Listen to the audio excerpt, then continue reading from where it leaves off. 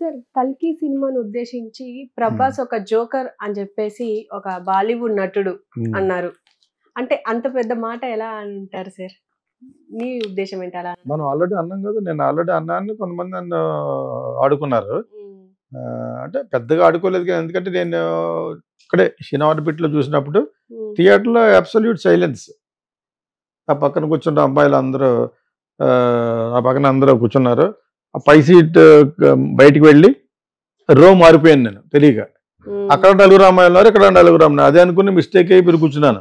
తర్వాత నాకు వచ్చి ఫుడ్ ఆర్డర్ చేస్తాం కదా, అది అక్కడ చేస్తా కూడా నేను రా చెప్పాను అనమాట. అది అప్పుడు అర్థం లేదు, వీళ్ళు చెప్పి కూర్చుని వెంటనే అలా పలకాయించాం కదా అమ్మాయిలు కాబట్టి. సో వాళ్ళు వీళ్ళ మటు కొత్తగా చూస్తున్నారు నన్ను. వాళ్ళలో కూడా నవ్వు లేదు, ఏమీ లేదు. యాక్చువల్గా ఒక కదలిక లేదు. చివరిలా ఉన్న ఆడియన్స్ ఆ సినిమాలో చూశాను. మరి ఆ సినిమా ఎలాగ ఆడిందో, ఆ పేరు గురించి అంటే చెప్పిన ఎక్స్పెక్టేషన్ మీద ఆడతాయి కొన్ని సినిమాలు. ప్రభాస్ అంటే ఇష్టం అన్నా కూడా ఈ సినిమా గురించి ఎందుకు చెప్పారంటే, నాకు కూడా అలాగ అనిపించింది. నేను జోకర్ అనే మాట అనలేదు, కానీ ఇక్కడ కొంతమంది ఈ మధ్య నేను జోకర్ అంటారు కామెంట్లో. ఈ కామెడీ చేస్తున్నా ఏంటినా అన్నాడు. అప్పుడు చెప్పాను, కింద ఒకసారి పెట్టాను మేరారామ్ జోకర్. మహానటుడు యాక్ట్ చేశాడు ఎవడు, రాజ్ కపూర్. అంతకంటే గొప్ప ఏంటని జీవితంలో కామెడీ పండించగలగడమే గొప్ప.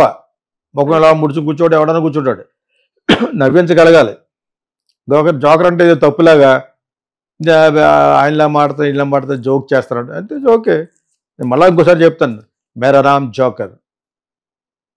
సో ఆ విధంగా ఇతను జోకర్ ఆటంలో తప్పేం లేదు. కనీసం నవ్వించాడు. ఇప్పుడు అతను అంటే హర్షద్ వారసి అంటాం ఏంటి, నేను ఎప్పుడో అన్నాను కల్కి చెత్త సినిమా ప్లస్ అతను చాలా బేవర్స్ అన్నాను. బేవర్స్ క్యారెక్టర్ ఇచ్చాడు. ఎంత బేవర్స్ అంటే మాట్లాడితే ఆ బండ మొక్క వేసుకున్న ఎవరా బ్రహ్మానందం చూపించడం, అక్కడ ఉయ్యాలో పడుకోవడం, నీకు రెంట ఎప్పుడు చూసినా రెంట అడగడం. ఏంటిది అదే సినిమా ఏంటిది 28/98 ఇదే సినిమా. ఇది కల్కి 28/98. మ్యాడ్ మ్యాక్స్ అని చెప్పింది నేనే. KGF చూసుకోండి, మ్యాడ్ మ్యాక్స్ అని చెప్పింది నేనే. అది 2 years బ్యాక్. KGF 2 చూసుకోవడం మ్యాడ్ మ్యాక్స్ 2 అని చెప్పాను. మెల్ గిబ్సన్ యాక్ట్ చేసిన మొట్టమొదటి సినిమాయే మ్యాడ్ మ్యాక్స్. దాన్ని ఆ రోజుల్లో రీమేక్ చేసినట్టు కూడా చెప్పేశాను. చిరంజీవిని బట్టి యమకింకరుడు అని తీశాడు రాజ్ భరత్. అతను కూడా నా ఫ్రెండే, ఓకేనా, తమిళియన్నే. అతను మంచి సినిమాలు తీశాడు ముందు, ఒకటి ఏమైపోయాడు కానీ అతను పెట్టి అల్లు అరవింద్ తీశాడు యమకింకరుడు అని. కాబట్టి ఈ గెటప్లన్నీ మార్చేసి ఇంకా చిరంజీవి సినిమాలు అంటే ఎలా ఉంటుంది మరి, ఆ రోజుల్లోనూ పాటలు ఉండాలి కదా. సో ఆ విధంగా తీశారు. కానీ ఈ టైప్ ఆఫ్ బ్యాక్గ్రౌండ్ పెట్టేసి 28/98 అంటే డైరెక్టర్ అలా ఉంటుంది. 28/98లో ఫుల్ ఎడారుగా ఉండి ఎడారులో ఉంటుందని. Mad max just an illusion, ఒక ఫ్రీక్ అనమాట. గంజాయి అదే ఈ డ్రగ్స్ తోటి ఆ వెహికల్స్ కూడా మనం ఊహించలేని వెహికల్. ఇప్పుడు 35 years బ్యాక్ నేను డైరెక్టర్ అవ్వడానికి వచ్చింది మ్యాడ్ మ్యాక్స్. మెల్ గిబ్సన్ తన తర్వాత డైరెక్టర్ అయిపోయాడు. దేవ్ హార్ట్ పెద్ద పెద్ద సినిమాలు తీసి దెబ్బతిని ప్యాషన్ ఆఫ్ క్రైస్ట్ అని యేసు ప్రభు మీద సినిమా తీశాడు. అందుకు ముందు వచ్చిన నష్టాలన్నీ కూడా పోయినాయి. Passion of Christ. నెక్స్ట్ ఆయన తీశాడు ఒక్కొక్క డైరెక్టర్ 20 సార్లు చూసి సినిమా ఏంటి, ఇంక్లూడింగ్ రాజమౌళి లాంటి వాళ్ళు అందరూ కూడా ఎపోకలిప్టో అని తీశాడు ఒక సినిమా. అదేందా సో డైరెక్టర్ అయ్యాడు అనమాట. ఇవన్నీ వాళ్ళ దృష్టిలో చిన్న సినిమాలు ఈ రెండును. బ్రేవ్ హార్ట్ లాంటి పెద్ద పెద్ద సినిమాల్లో పోగొట్టుకున్న $300 million, $25 million తీసిన ప్యాషన్ ఆఫ్ క్రైస్ట్ అండ్ ఎపోకలిప్టోలో గడించాడు అతను. ఇప్పుడు అవి దర్శకులకు ఆదర్శం అయిపోయింది. ఇప్పుడు ప్రతి ఒక్కరు చూస్తాడు అది. ఎపోకలిప్టో ఒక అడవిలో జరుగుతూ ఉంటుంది. ఫైనల్గా సినిమాలో సెంటిమెంట్, ఇండియన్ సెంటిమెంట్ వాడాడు. ఒక గర్భవతిగా ఒక అమ్మాయి ఒక నూతిలో పడిపోయి ఉంటుంది, ఆ అమ్మాయి పైకి రావాలి. ఫైనల్గా sentiment speaks. Saul of the movie అంటాను నేను మా సినిమా వాళ్ళ గురించి, మా స్టూడెంట్స్ గురించి మళ్ళీ చెప్పేది ఏంటంటే సౌల్ ఉండాలి, ఆత్మ ఉండాలి అందులో. సో ఏ ఆత్మ లేదు సరిగదా, ఏదో ఒక ఊహకి అందనట్టుగా ఒక ఎడారిలో రకరకాల వెహికల్స్ ఇవన్నీ మ్యాడ్ మ్యాక్స్లో చూపించారు చెప్పాను. ఆ సేమ్ థింగ్ KGFలో చేశారు. తర్వాత కల్కిలో తీశాడు. కల్కిలో ఇంకొంచెం పెద్ద ప్లాట్ఫామ్ తీశాడు. పెద్ద పెద్ద ప్లాట్ఫామ్ ఉంది, పెద్దవాడిని పెట్టాడు. అమితాబ్ బచ్చన్ గాడడం అడుగుగాడు అందరూ డూపులే. అమితాబ్ బచ్చన్ వీళ్ళ ఎవరైతే ఆ యాక్షన్ సీన్లలో అందరూ డూప్స్. ఒక్కొక్కరికి ఇద్దరు డూపులు. ఫైట్ చేసేటప్పుడు ఒకడు, జంప్ చేసేటప్పుడు ఒకడు, అలా తీయాలి. లేకపోతే అమితాబ్ బచ్చన్ అడిగితే నేనే చేయలేకపోతున్నాను, ఇంకా అమితాబ్ బచ్చన్ వేస్తాడు. అర్థమైనప్పుడు మీకు అంచేత అతని ఫేసు కమల్ హాసన్ ఆ ఫేసు లేదు. ఏదో చూపించాలి, సెకండ్ హాఫ్లో చూపిస్తామని చెప్పేసి లాస్ట్లో ఇలా తిరుగుతాడు ఒకసారి. అప్పుడు తప్ప ఇంకెవట్లేదు. కమలాస్ కాబట్టి ఎవరితో పట్టింది తీయచ్చు. ఇప్పుడు శంకర్ చేసిన అదే పని. నేను ఒకసారి విశాఖపట్నంలో వెళ్తున్నాను మొన్న బీచ్లోను. ఒక 1000 మంది జనాలతో బీచ్లో తీస్తారు. ఏంటంటే కమల్ డూపుడు అంటున్నారు. అతను పెట్టి తీస్తున్నాడు.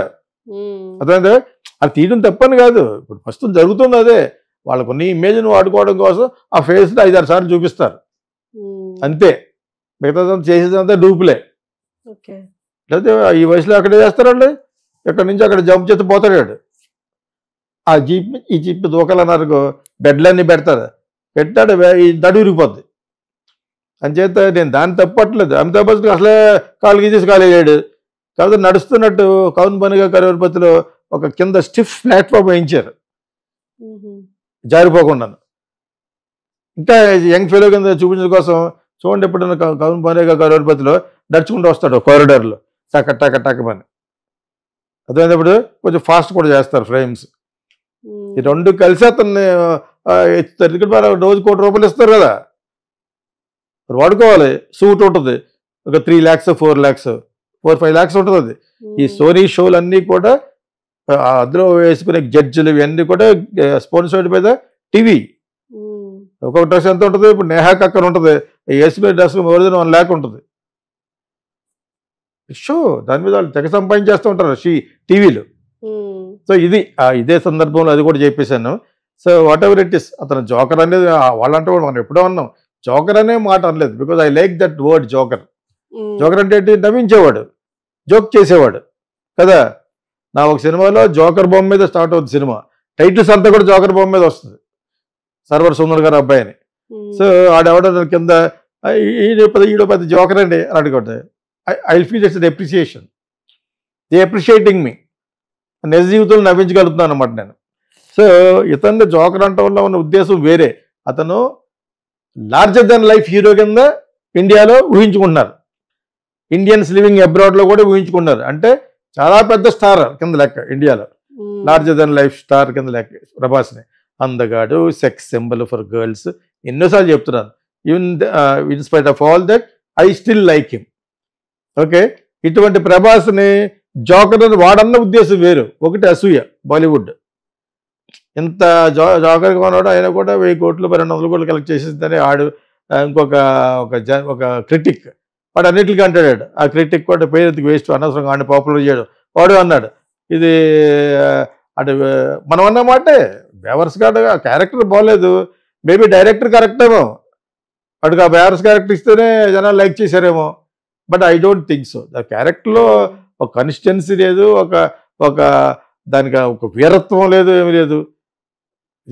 It's neither heroic film or అద్భుతం అని ఉంటాడు. అక్కడక్కడ జోక్గా మాడుతూ ఈ రాజమౌళి వెళ్ళిపోతుంటే మాడటం, ఇంకోటి ఎవడో వెళ్తూ పోవటం సినిమాలో లేదు. వాళ్ళకి వచ్చిన కారణం ఇచ్చారు చూసారా, అంటే వెళ్ళిపోతుంటే మాడుతూ ఉంటారు. ఇవన్నీ చూసి వాళ్ళు జోక్గా అనిపించింది. Rajamouli also known in Bollywood also today. ఎందుకు పెడితే తప్పే ఉంది, రామ్ గోపాల్ వర్మ పెడితే తప్పే ఉంది అని పెట్టారన్నమాట. ఓకే, వీళ్ళతో పాటు వాళ్ళు కూడా జోకర్ల కింద అయినట్లు లెక్క. నీ దగ్గరికి వస్తే నన్ను 5-6 సంవత్సరాలు వదలం, ఇవన్నీ పర్సనల్. అక్కడ మళ్ళీ సడన్గా ప్రభాస్ అయిపోయినట్లు లెక్క. దానికి ఒక కన్సిస్టెన్సీ లేదు. బట్ ఓకే, సినిమా ఫైనల్గా దేనికి? ఎంటర్టైన్మెంట్కి. డైరెక్టర్ వాళ్ళు ఏమనుకుంటారు, whether we're entertaining using Prabhas or not. నువ్వు జోకర్ అనుకో, బ్రోకర్ అనుకో, ఏమనుకో, జనాలు ఎంటర్టైన్ అవ్వాలంటే ప్రభాస్ లాంటి వాటితో చేయిస్తేనే చూస్తారనేది ఆ నగ్న సత్యం తెలిసిన డైరెక్టర్ ఏమో. బహుశా డైరెక్టరే కరెక్ట్ అయ్యి ఉండొచ్చు. వీళ్ళు ఎవరు జోకర్ అన్నా జోకర్ వాళ్ళ సగం అసూయతో అంటారు. Bollywood is following. ఇప్పుడు ఒక సినిమా చేయాలంటే షారూక్ ఖాన్ వాళ్ళది చాలా ఆలోచించాలి. ఆ డైరెక్టర్కి స్టూపెండస్ సక్సెస్ ఉండి, అలాగే కదా మన ఏమంటే పట్టుకెళ్ళి అల్లగా ఉన్న డైరెక్టర్ని తమిళ నుంచి పట్టుకెళ్ళి డైరెక్ట్ చేయించారు కదా మన లాస్ట్ సినిమా. ఇన్ని ఆలోచించి చేయాలి. మరి ప్రభాస్ అలా కాదే, ఆడెవడో కొత్త వాడికి ఇచ్చాడు, ఇంకోటి ఎవడో తెలియని వాడికి ఇచ్చాడు. ఇప్పుడు తనతో డైరెక్ట్ చేసే వాళ్ళందరూ కూడా పెద్ద అడ్రస్ ఉన్న వాళ్ళు ఏం కాదు. 1 movie 2 అంతే కదా. ఇందాక చెప్పిన డైరెక్టర్ కూడా 1-2 సినిమాలే కదా ఉన్నాయి. అంటే ప్రభాస్ పేరు మీదే వెళ్తుంది. ఆ విధంగా కల్కి డైరెక్టర్ ఎన్ని చేశాడు? 2-3 చేశాడు. ఓకే, అంత పెద్ద ఇండియా అంతా తెలిసిపోయే డైరెక్టర్ ఏం కాదు కదా. ప్రభాస్తో తీసాడు కాబట్టి తెలిసింది. అంటే ప్రభాస్ పేరు మీదే ఆడుతున్నాయి సినిమాలు. Prabhas has become larger than life and he has become a man of his own image in entire Indians in abroad. ఏమైనా వాళ్ళు కూడా చూడొచ్చు, other people also can watch. I think he is the real global star Prabhas. అటు joker అనుకున్నా ఏమనుకున్నా కూడా నేను అన్నాను బేవర్స్ క్యారెక్టర్ ఇచ్చాడని. బేవర్స్ అనలేదు, బేవర్స్ క్యారెక్టర్